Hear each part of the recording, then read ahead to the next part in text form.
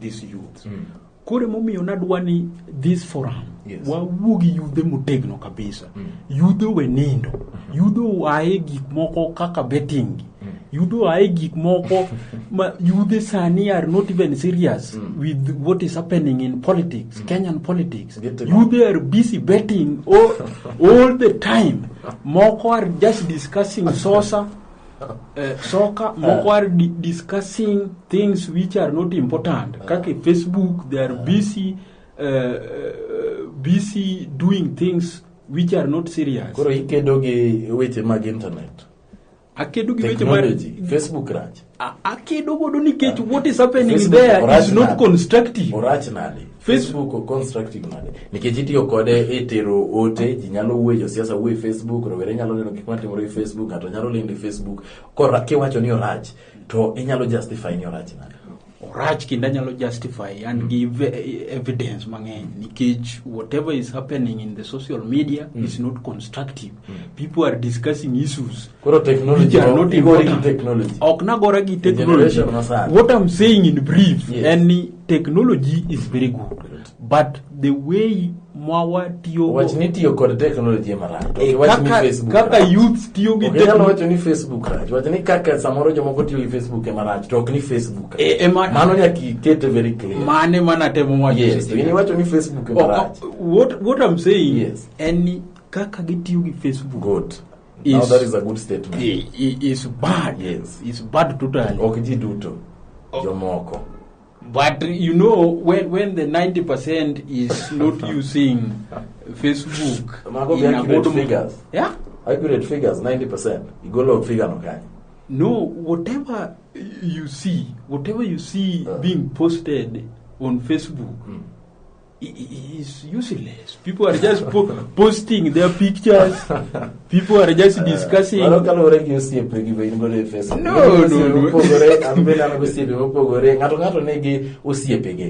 Can you confirm?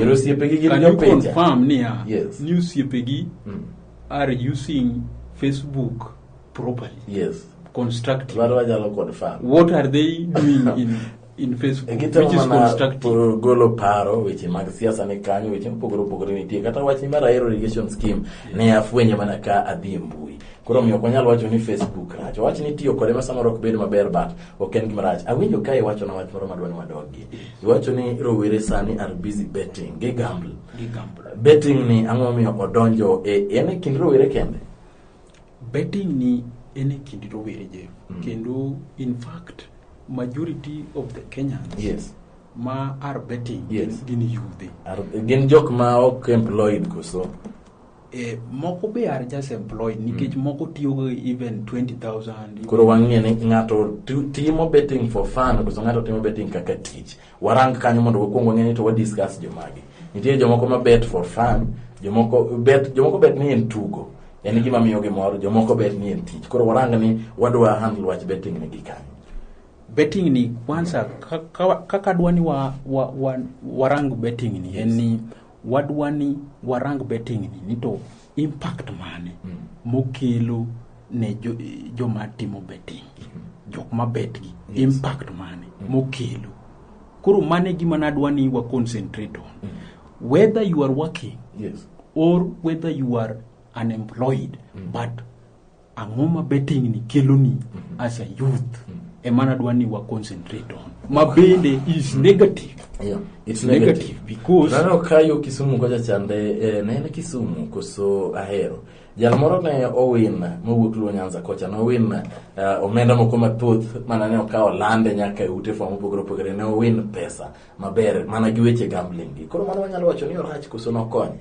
Mana chill out of a million mama no to bende en jagwenga o anyando en jagwengi to sani don koro dhi maber to dhi maber but ing'eyo je mano was just is luck to majority of the youth mawego in fact eto en jaduong bende he was 62 years and we are discussing youth ne ng'at ma jaiga pra auchiel gariyo mamoseti to ingeni in this forum ne watemo ng'iyo ni tang'o miyo yudhe gi ok active politics, ok gidwa ni gidonje politics maber matigno ma ginyalo change go the country. To mae achiel kuom gik matamo gidonjo this activity. Politics ema nyaki donje mondo lock piny. Politics is power. Politics give you the power and the authority to do whatever you want. Koro ing'eni ka yudhe gi bende nyalo donje politics motegno magi succeed to ginyalo change gik matimore maricho e Kenya kaka corruption ginyalo expose jok mar corrupt gi mak gi mater gi e jela moa yud konyruok after that. Emomiyo adwa ni youth so come out from sleeping zone kama gininde, nikech anyalo recall even Jeff, yes, to be direct, to be point blank, ni kata kane an university ji ne categorize university students into two categories.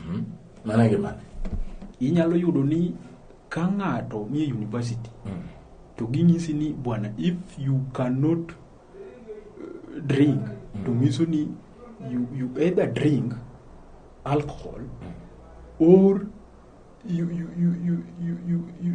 bed ochot matiende ni ya ni iero nyiri kata nyiri iero chuo kata imadho kong'o magigo eke ma keep you the busy, you they are just busy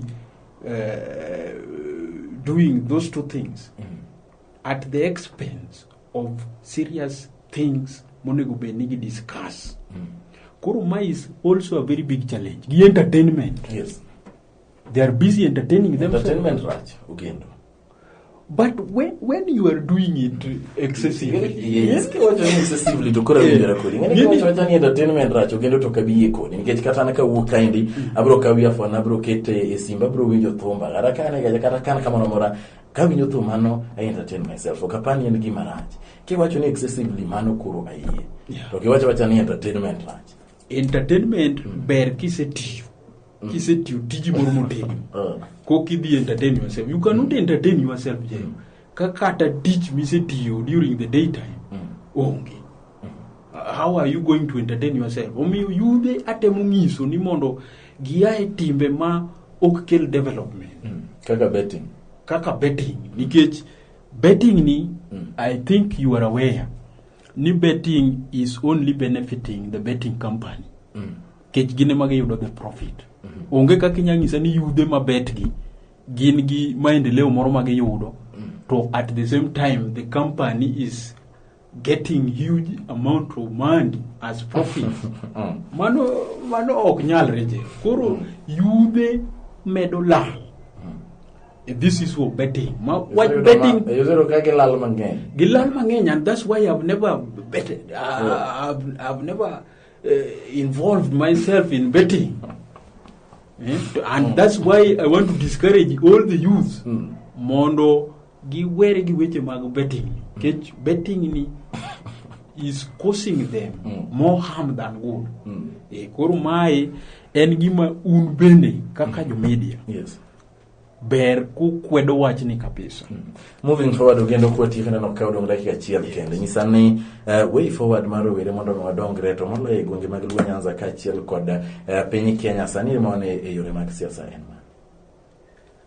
Jeff adwa wacho wach moro kama important ne youth ma Kenya ka. Yes. Ni akwayogi mondo gibed gi gimiluongo ni complete paradigm shift. Complete paradigm shift.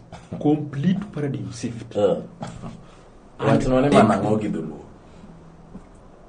oh, the word complete paradigm shift. Yes, loch no nikech oganda wa winjo dholuo kind. Complete paradigm shift tiende ni lokruok mar paro kaka ji paro kaka gisebedo ka giparo e Kenya ka mondo gibeda gi lokruok ma complete tiende ni lokruok ma onge kata ng'iyo chien mondo gikaw the power and the leadership of this country mondo mi giyud development. Nikech adwa ng'isi Jeff, ndalo moko kane pod watindo nawinjo ka Moi wuod Odongo ne wacho ni the youths are the leaders of tomorrow. To sani king'iyo Kenya ka, jok mane e national leadership, gin jok ma kisungu dendo ni senile septuagenarians. Senile septuagenarians. Ogendo awinjo. Gin jok konyo ji nang'o awinji maber. Wachore wakonyo ji nade koro. Gin jok moti ma are in their 8th decades in terms of age. Iwacho ni sani jotelo mang'eny gin joma chalo nade. Iyudo ka moyudo dongo kane pod atin ne an ja primary nosiko kong'iso yudhe ni youths une joma biro bedo jotelo ndalo mabiro. Tiende ni you will be leaders of tomorrow. To tomorrow no pok ochopo nyaka sani. Koro I want to tell the youth ni their tomorrow is today. Kendo they should be ready mondo gi ungana pamoja nikech they have the numbers so that they take the leadership of this country. What I'm talking about is the national leadership. Gikaw telo mondo gikony go yudhe wetegi. Kech yudhe owe. Wacho ni jotelo masani iluongo nade. Kete gi dongere kaindi. Yes, iyudo kam gigi kai iwacho kamano to sani king'iyo the top leadership of this country kata joma nitiere a powerful positions. Gin joma kisungu dendo ni senile septuagenarians. Senile septuagenarians. Mago jok ma nitiere at their 8th decades in terms of age. Gin jok ma ikgi oseniang praboro 8th decade ni apar nyadiboro. Koro gin jok mane e ikgi mar praboro prabiro ko kadhi praboro kuchocho. To gine ma pod gi hold position. Koro where are the youth? Emomiyo I'm challenging them. Yes. Ni mondo gi bed jok ma serious gi were gi betting, gi were gi discussing mpira, gi were gi too much entertainment, gi were gi weche mag madho kong'o ma koro kata kura gikaw kura. Gikaw kura and not even taking registering only. After registration during that voting time nyaka gi make sure ni giwuok oko ma gidhi gi vote. Pero kamano ngendo bene go mpira e school e primary secondary college pira nagoyo but nagoyo kase go kawone wacho kase somo maber ma chuo kwano te ko kadhi ago pira but I cannot play football all the time at the expense of other things which are very important. Koro mai gima temo discourage ok ni opira rach je but opira ni be igoye kise kawo mbolo to be igoye kise temo konyo yudhe mamoko ka in a position to help. Magi gik matemo wano ninge kwan kabisa emomiyo ni bedo engineer wano anapani ka nyalo kade ni penj mano none a national exam kuchuchonde ni nyalo tang to I'm very sure ni kwano ne an namba chiele Kenya ka ni namba chiele nikech district wa ma Kisumu chon ni luonge ni district yes wach counties gi odogo biro machiegni ne math context mani timore kuonde go te ane mana lit mano record maweyo high school principal podongi nyaka pero kama nyodinda go niro kaona kuom chope studio engineer njo kaka wone wacho kizungu mateka indima alisha inyake wacho ne weche mag telo idwa mondo rowere wuogo kama ndo saniri gibedi etelo kendo wacho ne gibedi kod lokruok mar paro mabende ne wacho ni complete paradigm shift mano ero mondo jorewe bed godo mondo gingeni adieri kaindi wone go dhie kaka rowere agoniro kama no kuom chopo achiel kachiel studio mar Lulu TV kwa chakwa luongi ageno ni Ibro chopo kendo owach mar jo ochele magahero kachiel kod kano bende kichaki biro duogi biro nyisani to ochopo kuma chalo na ero kamano kuku mar wach Jeff Lombaga.